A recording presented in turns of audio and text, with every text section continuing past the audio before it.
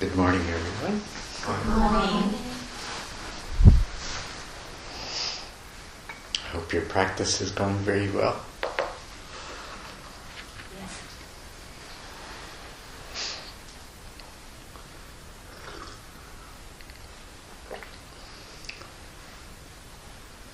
Is there anyone who, when they're sitting, still has the voice in their mind talking away? Commenting, narrating? Sometimes. Sometimes? You mean an inner conversation with self? Yeah, the inner conversation? Yes. Yeah.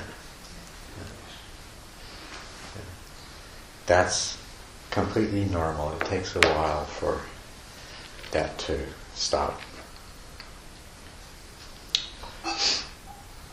And you might have noticed that anytime you speak or hear somebody else speak, it starts that little voice up again. You get it to quiet down finally in your meditation, and then you go and talk. Unfortunately, every time I get together with you, we talk, so the fact that I'm talking guarantees that you're going to have that little voice going, even if you've managed to quiet it down. But please do your best not to do anything to keep that little voice going the rest of the time as much as possible. Okay? As a matter of fact, you see this? We call this the world-stopping mudra. The world-stopping mudra. And so,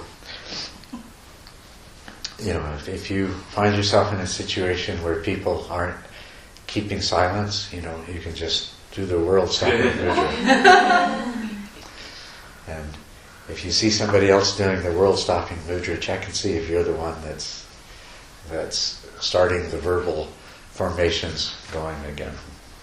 But please try to understand, because these 2 days we are so immature about organize this retreat. Yes. So lots of things still kind of in a chaotic situation. So we needed to talk in order to exchange the who do what or where to find things. That sort of thing. Organize. Try to make things more smooth. I do understand that, yes. I just want to remind you that you shouldn't let it become a habit, that you want it to stop as soon as you can. Right? Yeah. So, but I do understand that. It's just that if I don't remind you of this, and then because there's necessity to talk in the beginning, sometimes you forget, and the talking keeps on going when the necessity is no longer there. So. Yes. And in terms of bringing the mind to a place of inner calm and stillness, it's not just the silence and quiet. Also, slowness and smoothness, gracefulness of moving is very conducive to that. And the opposites of that, speed and sudden movements and sudden noise, these agitate the mind. So try to, and this is part of, I ask you to try to meditate, to try to practice all of the time. And so gracefulness of movement comes from this. And slowness is conducive to gracefulness. As the gracefulness develops, then you move more quickly, but you never lose that gracefulness and smoothness. So try to keep those things in mind. Because these will help in all of your formal meditation during the day to minimize these sorts of agitating factors. So what sort of things have you had come up in your meditation that we might talk about, or that you might have questions about? Yes? I have a sense of a doubt about whether I want to break the horse, to break my horse mind and to comment. I have this sense of worry that the spontaneity and the creativity is going to be sacrificed in the process. And do you, when your mind brings that concern forward,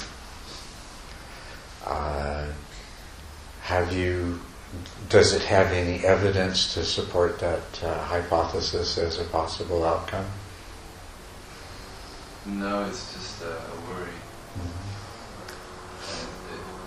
it was sort of like I just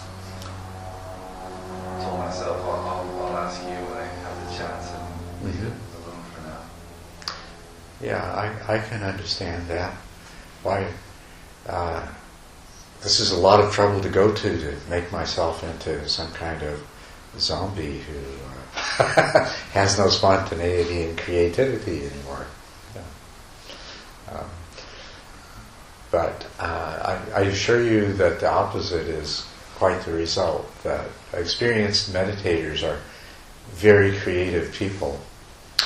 And in fact, I think that you might even regard them as some of the most spontaneous people. Because spontaneous in the sense that they're fully present and their spontaneity isn't constrained by all that overlay of concerns and mental formations and moods and emotions and desires and conflicts and so forth. I hope that helps. And I don't know what the community of meditators that you find yourself in contact with is. Hopefully there is one, but if you reflect on it, I think that you'll be satisfied that it's not a problem. Okay?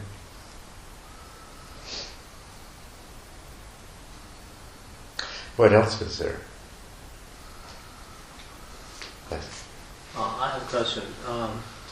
While doing walking meditation, what I understand is just to focus on every information you get from the environment and from your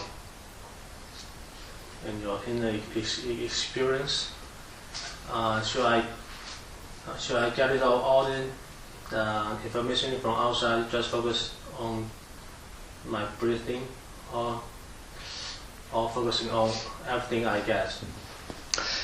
Well, when you're doing walking meditation, I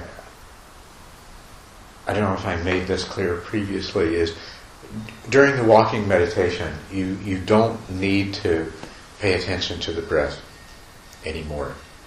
I know there's some methods that some people teach, like Thich Nhat Hanh teaches a method where you make the breath correspond with the walking, but that's not the method that I teach. If you happen, because you've been sitting and observing your breath during your sitting meditation, you may continue to be quite aware of your breath even while you're walking, and that's fine. But it's not an intended deliberate focus. Now, when you're in the walking meditation, what you're primarily concerned with is remaining in the present when you're in a state of movement and with all of your senses functioning. And so really it's a practice about controlling the movement of attention. In other words, keeping attention under intentional control. But it's also about exploring and discovering the nature of sensation and the relationship between the mind and sensation. Because of the amount of sensory experience involved in walking meditation, there should be a minimal amount of thinking. most of the mental activity that arises during walking meditation involves the recognition of the sensory phenomena you experience and the responses that those experiences elicit from the mind in terms of pleasant and unpleasant and mental states and the inclination to draw the attention towards one thing as opposed to another. And so this is what you're observing. In a walking meditation, you're observing the body and the senses and the way they interact with the world on the one hand and with the mind on the other. Okay? And as I said the first night, there's a tremendous degree of latitude in how focused you do that practice. And so I want you to experiment with different degrees of focus at different times. And sometimes being very, very closely focused on the sensations of the soles of your feet. And other times being completely open to what you see, hear, feel, smell, and taste. So speak to me some more about what you would like to be clarified. I like to sense everything that I get in touch with, such as the wind, or the color of the leaves, or the blue sky, or of the lake. It feels very beautiful and has pleasure when getting in touch.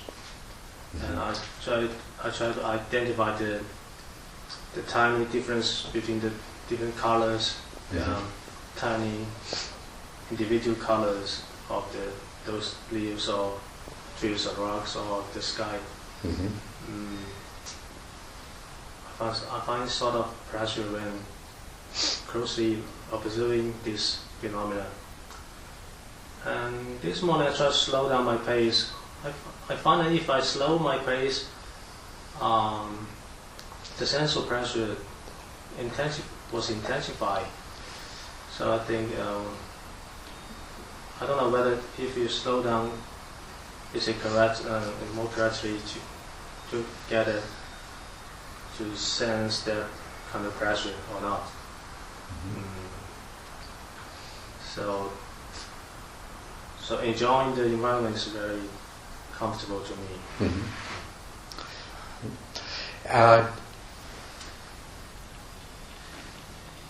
In walking meditation, enjoying the environment is always going to be a part of it. It is not the primary objective, though. Okay? It is a very wonderful part of it, though. As a matter of fact, walking meditation is all about being entirely in the present moment. And in English, we can make a little pun out of that. It's entirely about being in the pleasant moment. Because the present moment contains, whenever you are in the present moment, you'll find that there are a huge variety of pleasant experiences that we normally overlook and disregard because we're not in the present, we're in the past and the future and somewhere else. So that's definitely a part of the whole experience. But as I said, the point isn't to go and spend a half an hour enjoying yourself. It's to cultivate the particular mental qualities, especially the mental quality of awareness, which you are doing. You are noticing the subtle discrimination you can make of the different colors visually. You mentioned that. You want to penetrate into every aspect of your experience. And last night I talked to you about the practice of noticing pleasant, unpleasant, and neither pleasant nor unpleasant experiences. And so this is one of the things that you spontaneously become aware of while doing walking meditation, is there are many sensory experiences you're exposed to that are pleasant. And there are also, amongst those, there are some that are unpleasant. And it's equally important to be aware of those.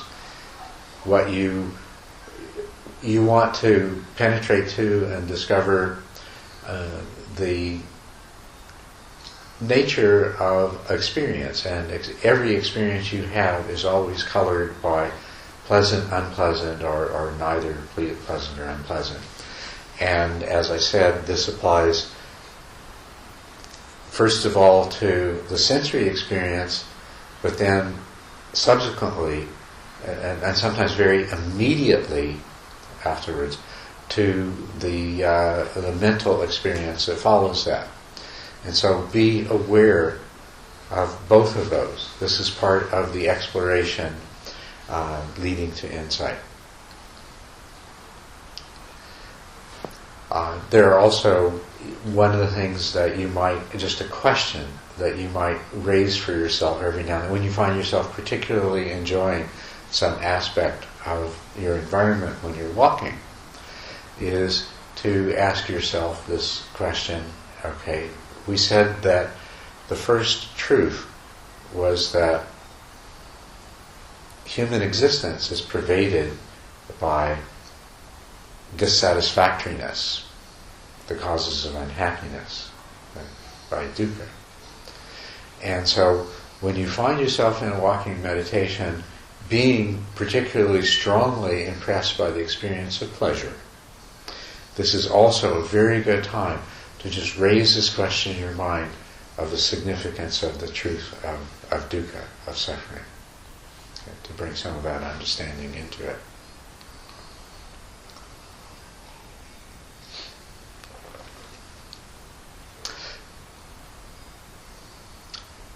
Another thing to do as a part of your walking practice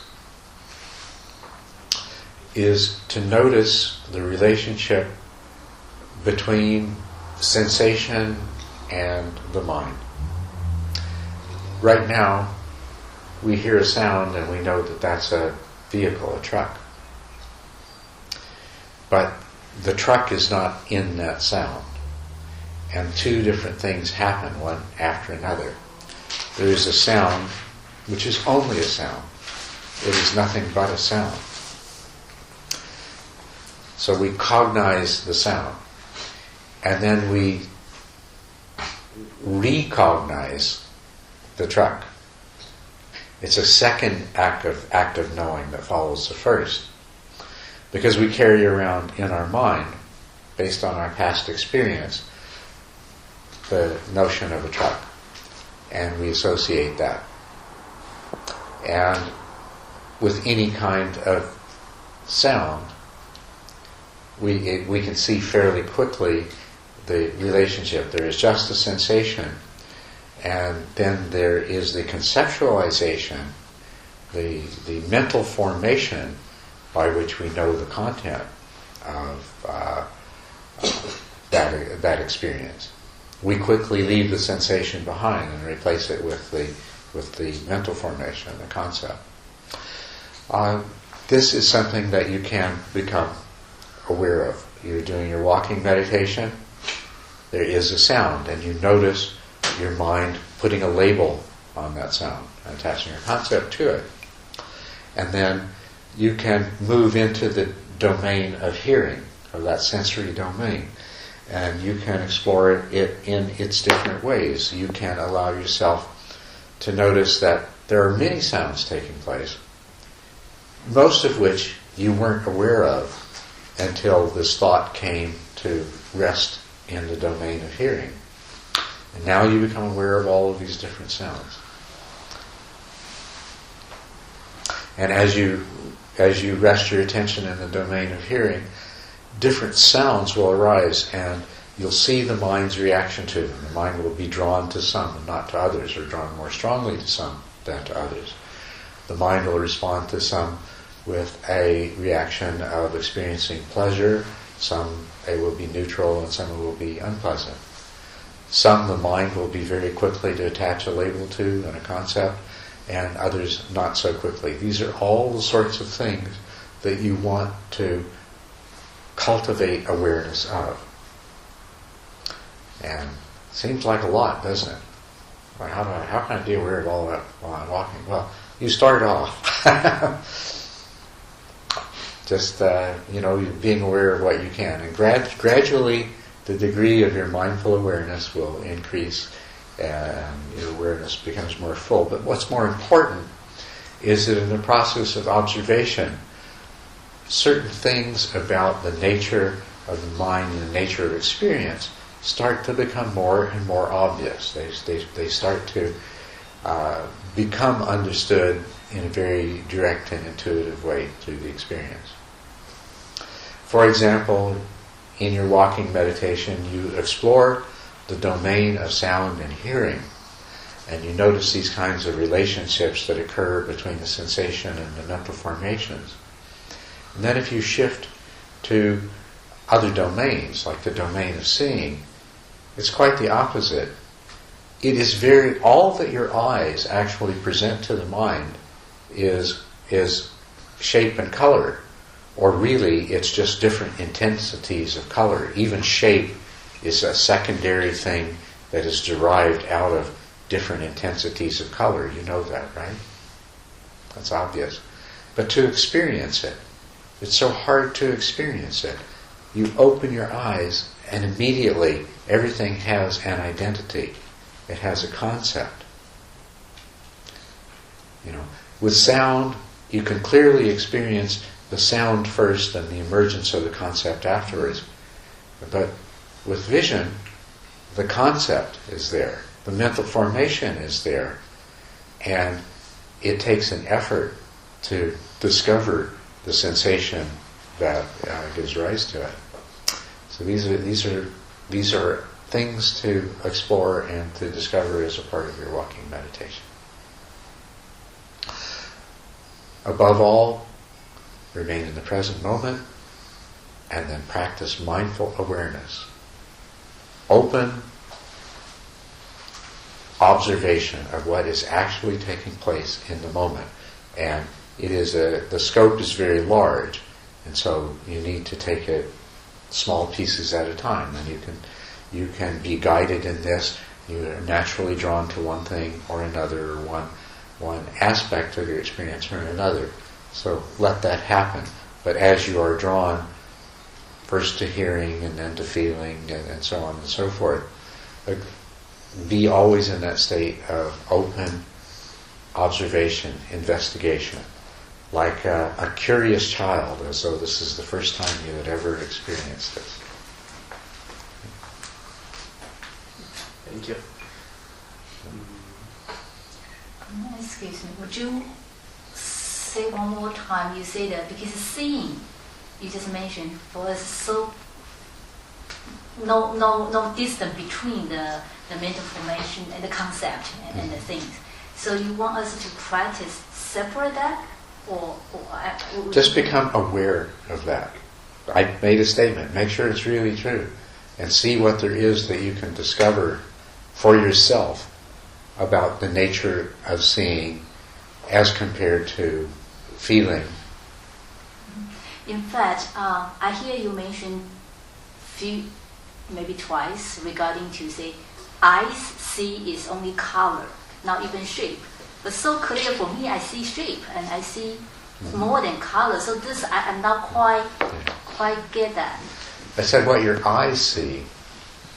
What your mind sees is people and floors and cups and pieces of paper, right?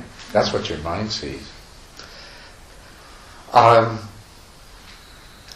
If I had a photograph or a very well done painting that was just far enough away from you, it would seem you couldn't tell that it was a painting or a photograph. I mean, when they make a movie, a lot of times when you're watching a movie and you see buildings and desert and mountains behind two people that are talking, that if you went to where they made the movie, that's just a picture that they're standing in front of in a parking lot, right? You know that. And you know that I could put a picture in front of you and I could fool you into, so that you didn't realize it was a picture, you would think it was real objects. What is a picture made of? Dark areas and light areas, bright red areas and yellow areas and blue areas and dark green areas and light green areas and different shades. That's what the picture consists of. That's the reality of it. And you know that. You see, your eyes see recognizable objects. Your eyes see distinct shapes. Or I shouldn't say your eyes, your mind. Your mind sees recognizable objects. Your mind sees distinct shapes. What your eye sees, though, is just color. Darker and lighter colors. And you see, the shape, if you look at the shape, there's a black circle here, I'll cover up the light parts. You look at this, and you see a distinct circle when you look at that. But that's one color, and then whatever's behind it is different colors, and that's where the shape comes from. All that's really there for your eyes is these different colors. And so, but it sees the boundary between the black, and if I hold it against my shirt, it sees the boundary between the black and the white behind it. And so the shape comes even the shape itself is something that is not intrinsically present in what the eye detects. It's something that the mind, and of course, but you see this, and it's really, if I put this side like this, you can see a black circle, but I put it like this, it's really hard to even see colors there, because your mind just wants to see a clock. That's what I'm talking about. Right. You had something else? Or Sophia did? About working meditation. Yes. My experience, I think the main point of view is meditation, and I knowing my full sensation, the movement and touch instead of the breath. Yes, the touch and the movement. Yes. Right. Oh, right. 就说这是我的经验了哈，我觉得 working meditation 哈，重要的那个字是在 meditation 那个字。好，我们常常有一句话说走出禅位来，其实我们是要有一个在禅定的心态来走。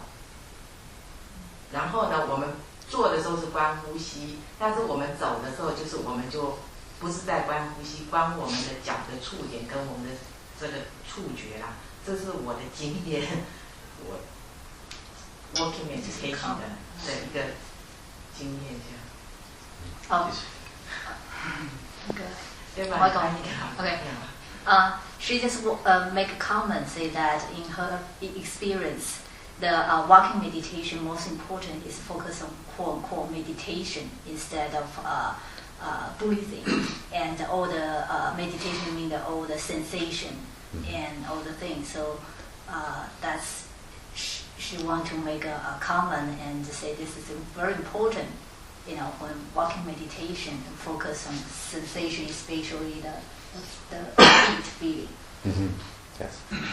Let me just add, I think the main point is that instead of, so the difference between walking and the sitting is that in the sitting we focus on breathing, and in the walking it's the touching sensation.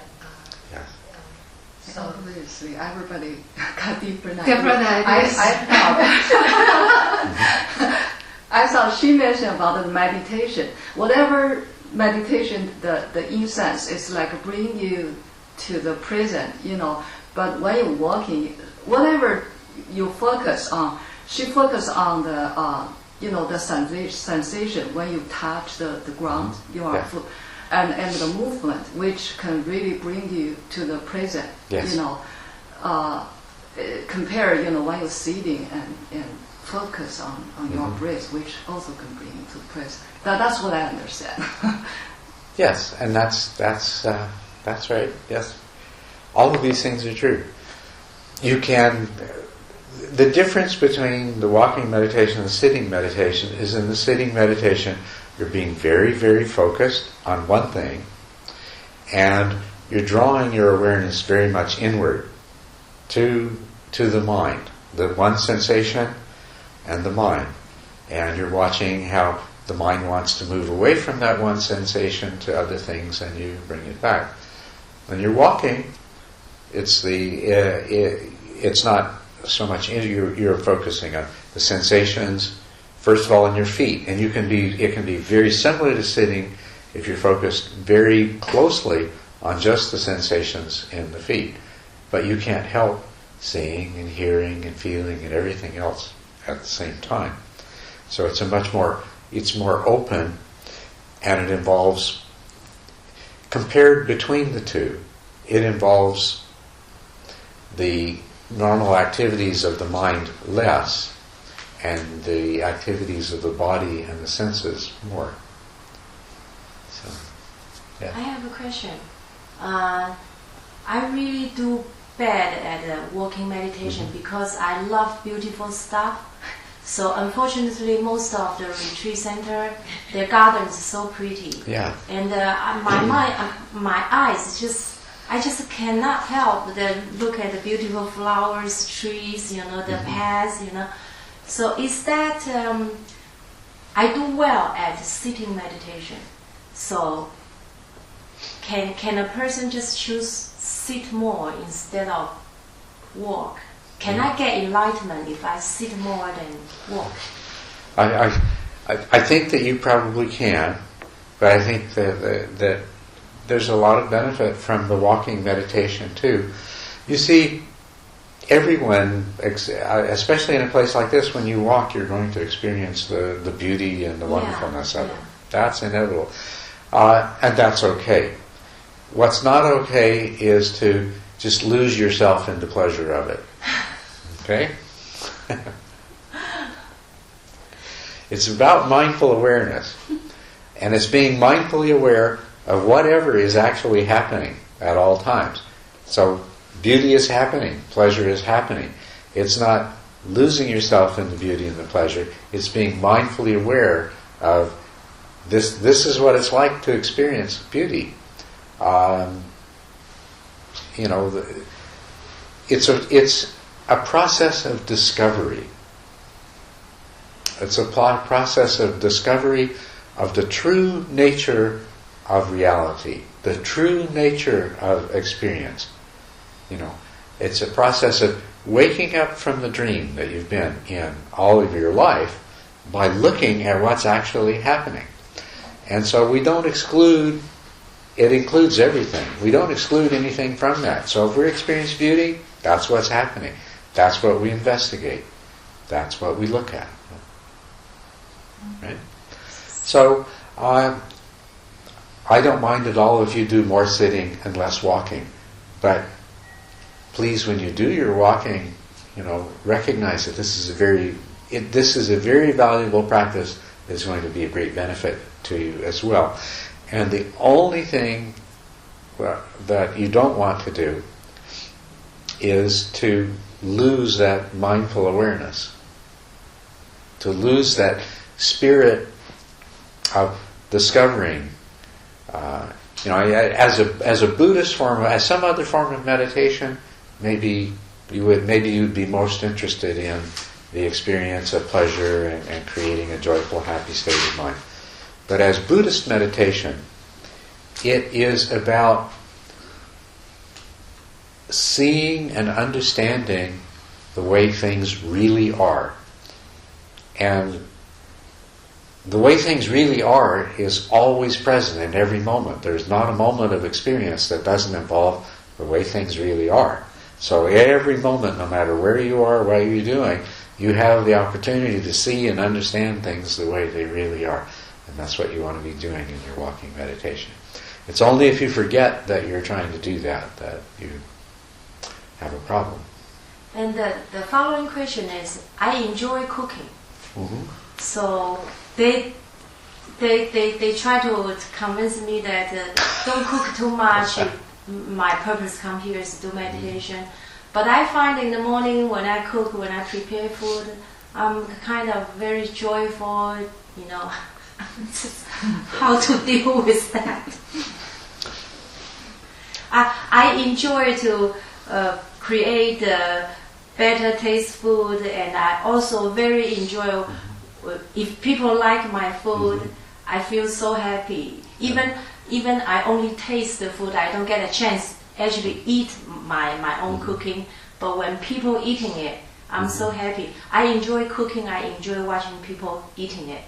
So is this related to meditation, or I should just cut back? Everybody eat plain. I want you breakfast. to meditate every moment. So if if you're making the breakfast for people, you do that as a meditation in every aspect of it. And you be mindfully aware of your mind's reaction, okay? So doing that makes you feel joyful. All right. Why does it make you feel joyful? I mean, look until you keep observing until you see. Is there attachment there? Probably is. Right? What are the different thoughts that go through your mind? Or do you not think when you're, discover what, it is part of the reality of your experience. It is made up of sensations and mental formations interacting with each other. So, as long as you don't stop investigating, then you're still meditating. But when you get lost in the enjoyment of it, which will happen, that will be part of it, but you notice and you bring yourself back into being fully aware.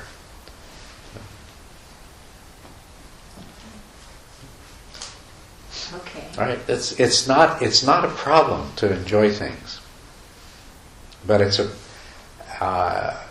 but you want to have just as much mindful awareness when you're enjoying things as when you're meditating on pain. Okay, no less. Okay. Okay, or when you're meditating on something as completely boring as the sensation of the breath. Okay. I enjoy eating.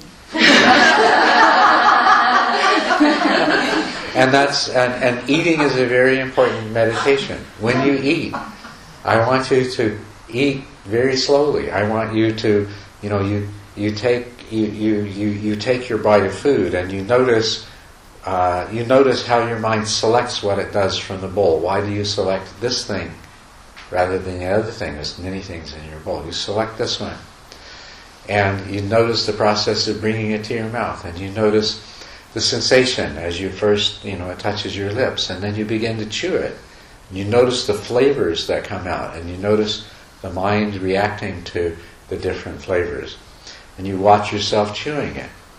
And you watch, at some point, an urge comes, as the food becomes softer and more liquid, it moves to the back of the mouth. And you notice an urge comes to swallow. And then you notice the act of swallowing, the feel of swallowing.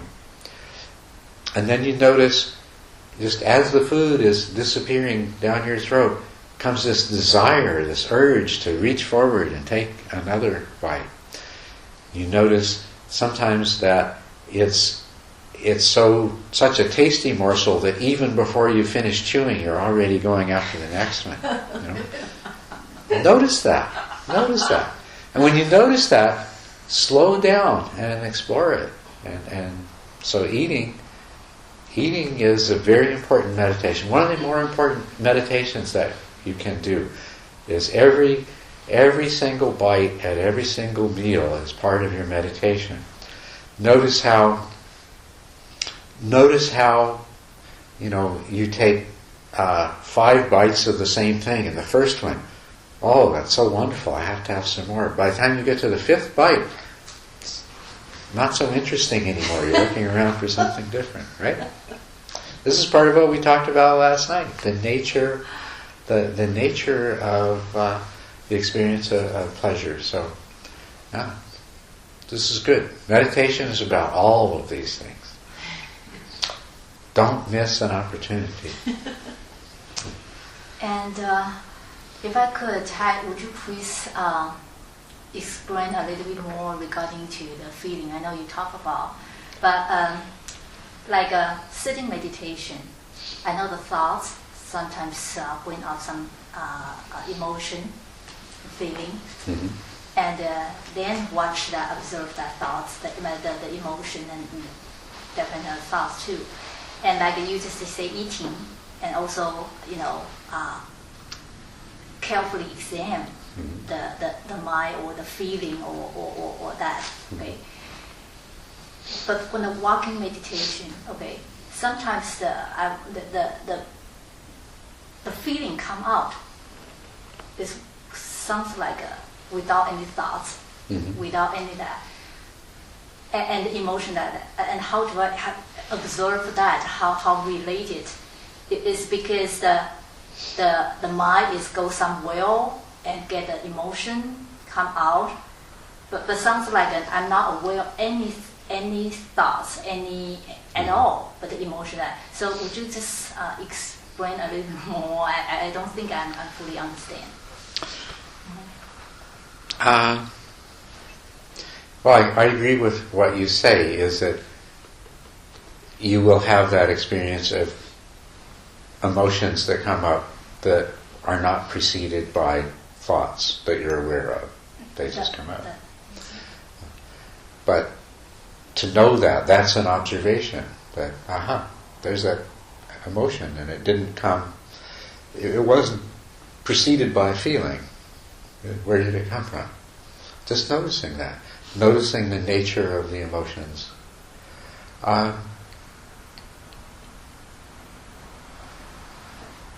So emotion is not related to any mind? Where do the emotions come from? They came from your mind. But when you notice that, well, the same thing with emotions. Emotion seems to come from nowhere, but also a thought seems to come from nowhere. You're walking, all of a sudden you have a thought. Where did it come from? Can you say, you will say, what we normally say is, I had this thought. But did the I create that thought? Did the self create that emotion? It just comes, but where does it come from? Does it come from nowhere? And you know the answer to that right away. No, it came out of your mind. And it came out of some part of your mind that doesn't involve your conscious awareness. It came from something that was not conscious, and then it came to be conscious. But when it came into your consciousness, it was already fully formed. So what does that tell you? That tells you that, well, what does that tell you about the nature of the mind and the way you think of it?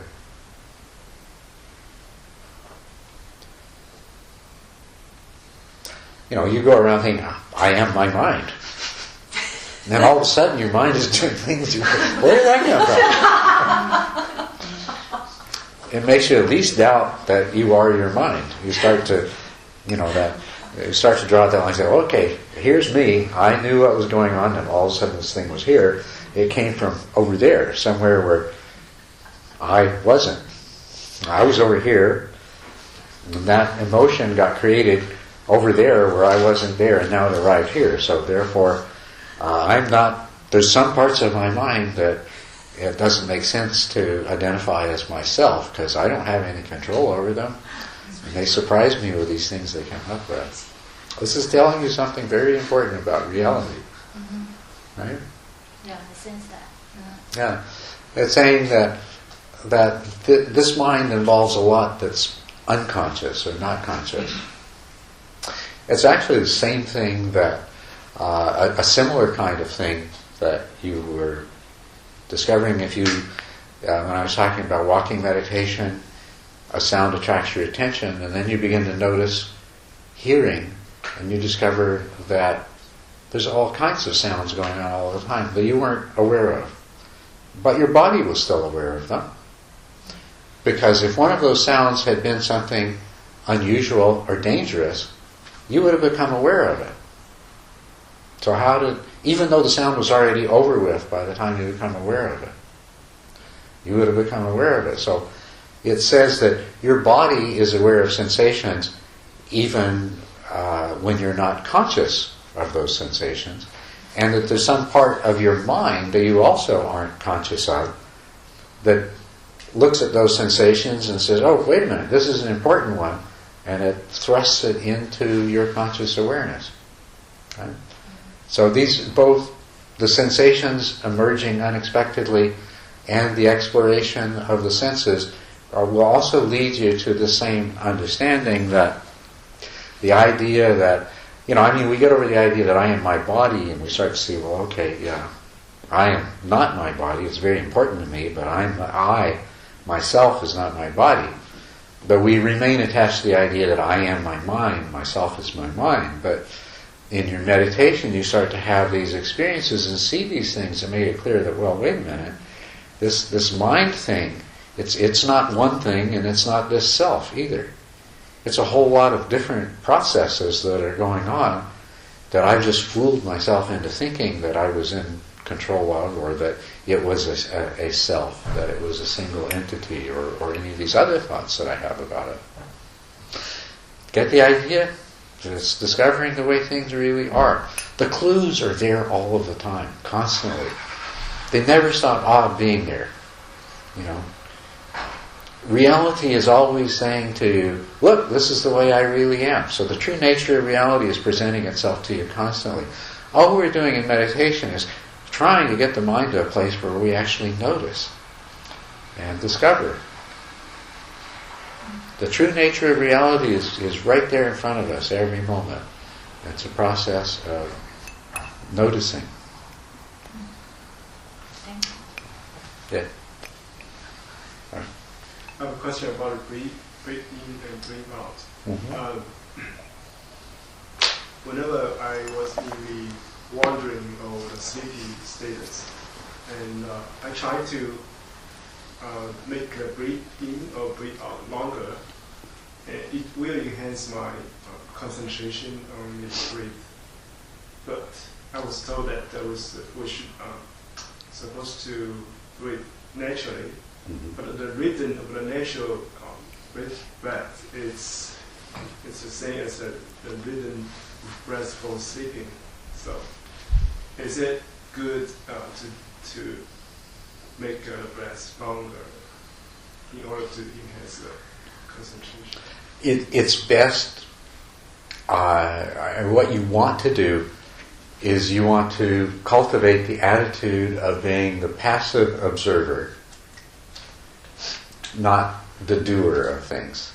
So you don't want to control the breath. Sometimes the breath becomes very faint and it's hard to detect. And you can deliberately take a deep breath just to bring back that awareness. There's nothing wrong with that. Although after a time your awareness will become so sharp and so clear that you don't need to do that. Even when your breath becomes so fine that it's hard for somebody else to detect, you can still feel it. But you said in terms of helping you to concentrate.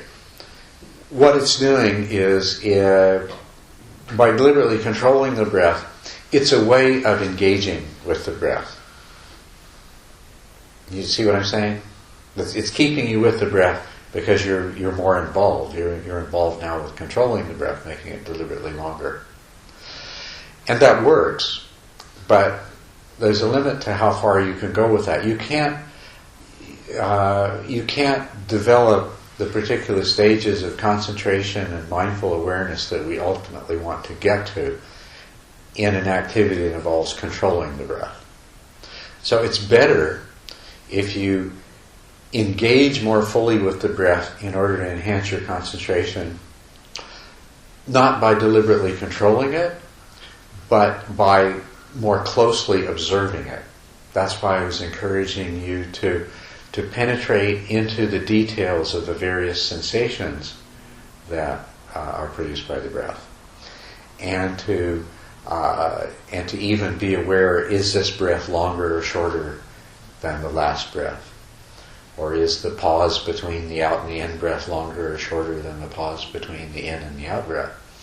these are ways, equally effective ways of engaging the mind with the breath, so that the attention doesn't drift, and so that the mindful awareness doesn't weaken.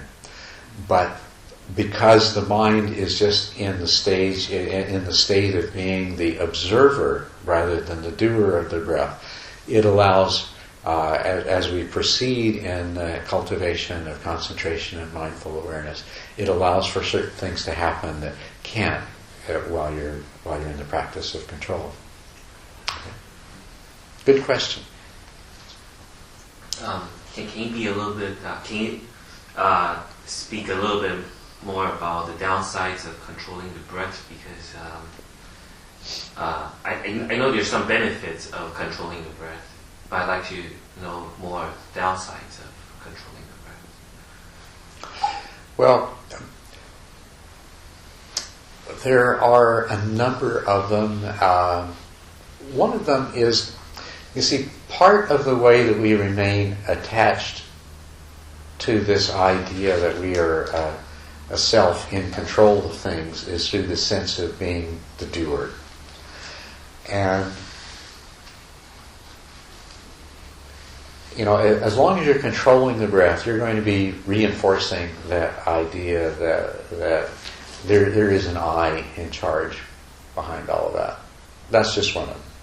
Another completely different thing is that in order to to achieve samatha, the culmination of concentration development is a state called samatha.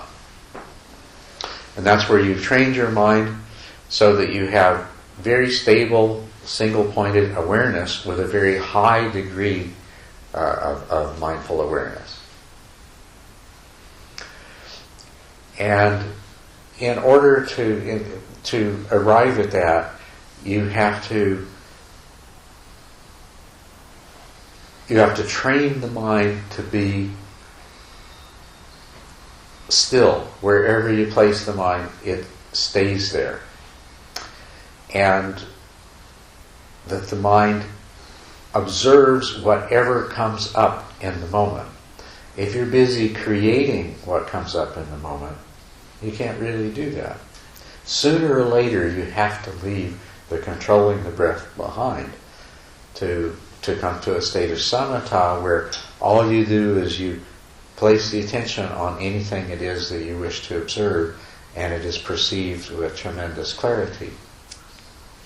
What if we use the controlling breath to energize the mind, and then afterwards we let go of that control? That's a good practice. Yes, you can do that. Which reminds me a little bit. I was wondering, how many of you are at the stage where you're starting to deal with sleepiness and dullness and things like that in your meditation? A few of you. Well, one of the things that we'll need to talk about very soon is ways of energizing the mind to overcome dullness. And you can do that through the breath. So, using it in that way, there's no problem with. But becoming dependent upon it as a part of controlling the breath, dependent upon controlling the breath as a part of your meditation practice, that's not going to be helpful in the long run. Because sooner or later you have to stop doing it. But using it to energize the mind, absolutely. When you're starting to experience dullness, sleepiness, one of the things that you can do is you can take a deep breath, and then you can let it out slowly against some resistance. You can go,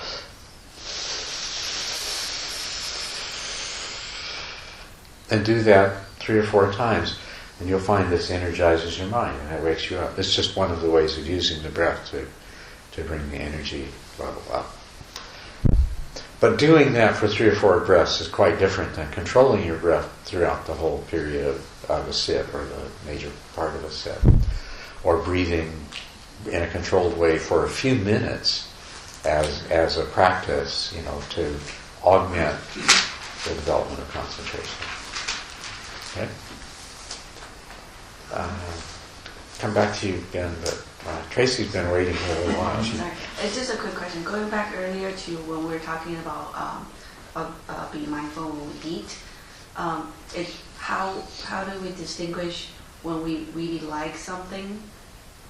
I mean, the line between like something and then when it becomes like attachment to something.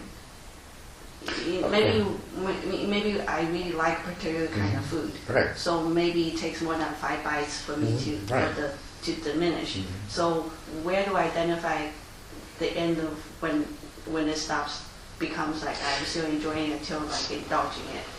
Yeah, that and the way that you do that is through observing yourself and observing your mind as you do it.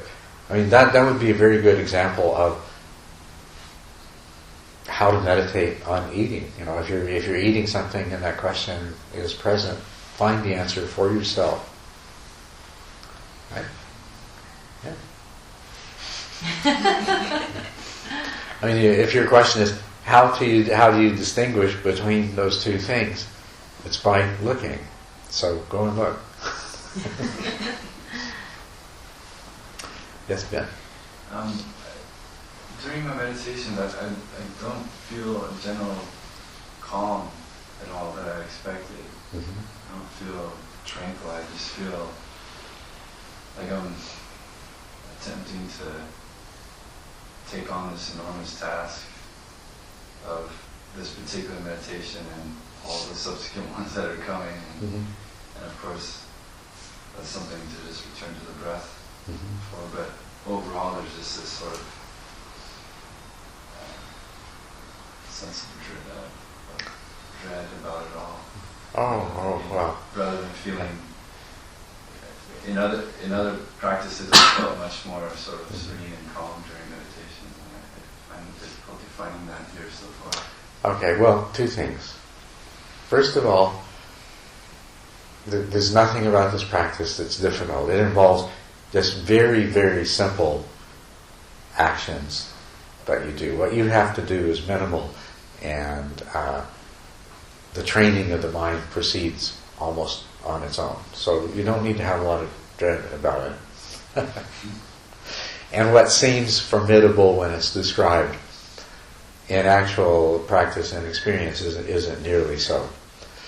Now, I'm not sure what practices you've previously done, but and I think I might ask you about that. But first of all, I'll just point out to you, if your primary objective is to be in a state of tranquility, then you could take a tranquilizing medication and get there much more quickly. I mean, you could even go and drink a bottle of wine and get there more quickly, right? And there are certain things that a person can do which will produce a tranquil state of mind. Various kinds of physical practices and mental practices which are very conducive to tranquility. What we're trying to do is to produce a tranquility that is the result of the mind itself becoming calm and unified as a result of the training, so that that calmness and unification of mind is available to you anytime you want or need it, and is available for you to use. So you may not initially, experience so much tranquility of mind. What's very, very common about this kind of meditation is that a person, they'll start to meditate, they say, okay, I'm supposed to keep my attention on the breath, and their mind is all over the place. And they have this feeling like, this is just making my mind agitated. In actual fact, very often it's the case that your mind is not the slightest bit more agitated than it usually is. You just noticed it, because you're asking your mind to stay on one thing, and it's never done that before. And you've never tried to make it stay on one thing, so you've never noticed before. Okay. The other possibility is that at a certain point there may actually be more agitation in the mind than there normally is. And that's a result of the fact that you keep bringing your mind back to the same thing, the sensation of the breath, and the mind says, this is boring. There's a lot more interesting and important things that we could be attending to than the sensations of the breath. And so a restlessness develops. And there's a feeling of restlessness and a feeling of impatience. And that's something that to some degree or another is always going to happen with this kind of practice. And you can experience and interpret it as, well, this meditation isn't calming my mind, it's agitating my mind. And strictly speaking, you're right. You're experiencing boredom and restlessness because you're trying to train your mind to do something that it's not used to doing and doesn't really want to do. I don't know if this is addressing your question and where you're coming from? And what kind of practices did you do or are you used to doing? Well, mostly just sort of a practice that emphasized the throat and the navel. For some reason that, as an object of concentration rather than up here, for some reason up here seems not so calming for me. Okay, there is another thing that, this is an important topic to talk about. I'm sorry to keep you from lunch, I'll just do it for 2-3 minutes here. Very short. No problem. What? No problem. Okay. I'm glad Deborah speaks for all of you. Okay. Yeah. She does. One of the problems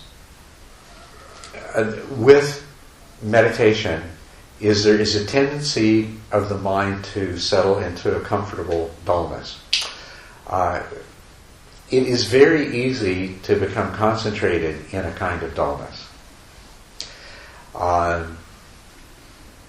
One of the things about using the sensations of the breath at the nose is that we're asking you to be very aware of a lot of different things. This is a kind of, and it's deliberate. This is a kind of activity that is activity of the mind. An activity of the mind that is contradictory to settling into this really quiet, peaceful, dull state.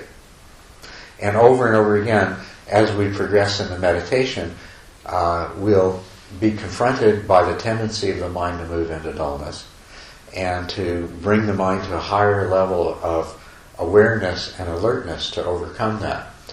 Dullness is a false kind of calm. It's not the genuine calm and unification of the mind that we want. It's more the kind of calmness of mind that you would get from a tranquilizer or a bottle of wine or something like that. We don't want that. We want the mind that is calm and tranquil, but clear and bright at the same time. So one analogy that I used with somebody earlier today, if a lake becomes completely calm, the surface becomes like a mirror. It's clear and bright. It reflects the sky and the trees and the rocks with perfect sharpness and clarity. That's the kind of calm that we want, not the fuzzy, dull, pleasant kind of calm. Well, this other calm is very pleasant. It's even more pleasant, but it's not that same warm, fuzzy pleasantness that you get from dullness. So with continued practice, eventually we'll get it. You keep, yes. This is just very much a beginning part of it where you experience the agitation and the restlessness, the mind wandering and the monkey mind, and if you can just stay with the practice until you get beyond that. I mean, am I telling the truth for those of you that are... Yeah. Yes. Yeah, so please be patient. And that's time for lunch. Thank you very much.